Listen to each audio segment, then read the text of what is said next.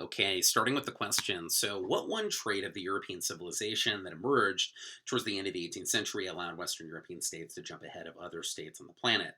So, I'm going to argue that Western Europe's, and in particular England's, culture of intellectual openness, free inquiry, and experimentation, combined with the advances in theoretical understanding of the world produced by the scientific revolution, played a significant role in producing the Great Divergence around 1800. Okay, for evidence, I'm going to first of all point to the Smith text on page 842. Um, and the heading here is Great Britain, a Culture of Experimentation. And Smith says specifically, why did the Industrial Revolution happen in Britain first? After all, many regions have the coal, iron deposits, and other resources that went into creating the first modern machines. It was not just resources, however, that propelled Britain to the industrial forefront. The scientific revolution had fostered both new reliance on direct observation and deep curiosity about the world. And Smith goes on to say, massive expansion in productivity was initially not about theoretical science, but about Britain's practical culture of trial and error. So I thought that was pretty well said. This culture of experimentation, this practical culture of trial and error.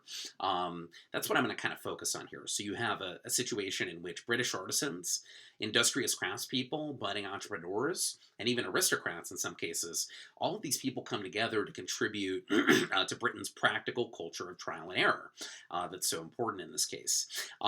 They were motivated to supply Britain's surging population with the basic resources and consumer goods they wanted and needed, and also to deal with Britain's kind of more macro problems like the declining supply of timber for energy. So, Britain's culture of practical innovation was also influenced by Europe's scientific revolution, of course. And let me go back to the Smith text here, page 706. On page 706, Smith gives a pretty good, summary of the scientific revolution and kind of why it's important here. So Smith says European intellectuals, after about 1550, challenged received wisdom and employed mathematical formulas and empirical observable data in an effort to discover the rules by which nature operated.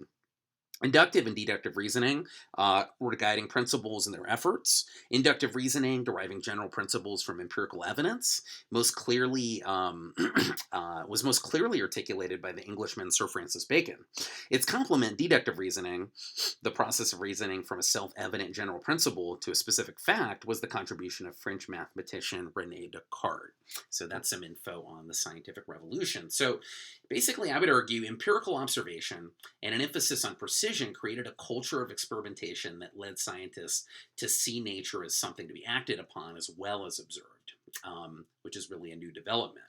I think we also see the emergence of the invention of invention. This is a phrase that I believe comes from David Landis.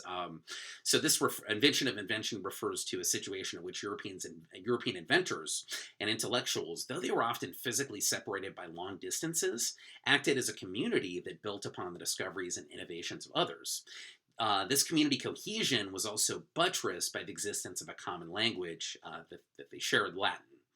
Um, in the long article that we read, and this was also discussed by Dr. Barnes in one of his lectures, Wong specifically argues that industrialism amounted to the creation of a totally novel, totally new idea of a political economy. So Wong says that there was essentially a British, American started in Britain and made its way to the nascent United States. So there was basically a British American idea of how to build an industrial political economy, which was to make the state and other formally entrenched interests get out of the way and let the risk takers lead the way, basically. Although, of course, this never was how it worked out, practically, at least, not totally, because there was always some level of state intervention. So just wanted to point that out. However, the important point here is that this wouldn't likely have worked in spurring industrialization and wealth creation in Northwest Europe if not for the pre-existence of a culture of experimentation and scientific advancement that I've already discussed. So just getting entrenched interests in the state out of the way wouldn't have really produced wealth creation if not for these other factors, this culture that was already in place. So we see the culture of practical experimentation, which involved a wide variety of different types of people, essentially fusing with the more elite and theoretical scientific revolution. And this sort of hybrid culture, in turn greatly influenced the initial emergence of the Industrial Revolution in Northwest Europe, which was characterized by developments in industrial technology, like the flying shuttle. the spinning jenny, and of course the all important steam engine, which was actually derived from China, of course. James Watt, a Scotsman, figured out how to make it more efficient, and practical, and powerful, leading to the creation of steam powered ships and locomotives and that kind of thing. Lastly, I just wanted to point out, of course, I'm not making a monocausal argument. So, a culture of openness and experimentation was one of many factors in leading to the Great Divergence, I would argue. So, I'm not arguing for monocausality. I think you also have to take into account the natural resources of the Americas and the way Europeans were able to take advantage of those natural resources, mostly because epidemic disease wiped out the native population.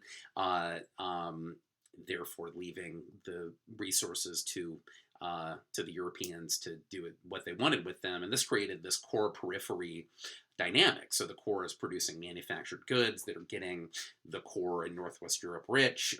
The periphery in the New World, in this case, is supplying the natural resources that go into making those manufactured goods, and the system is buttressed by slave labor, by mercantilism. So that those were all big factors as well. You also have, I would argue, the medieval economic revolution, about roughly in the years 1000 to 1500, which chipped away at feudalism and increased specialization.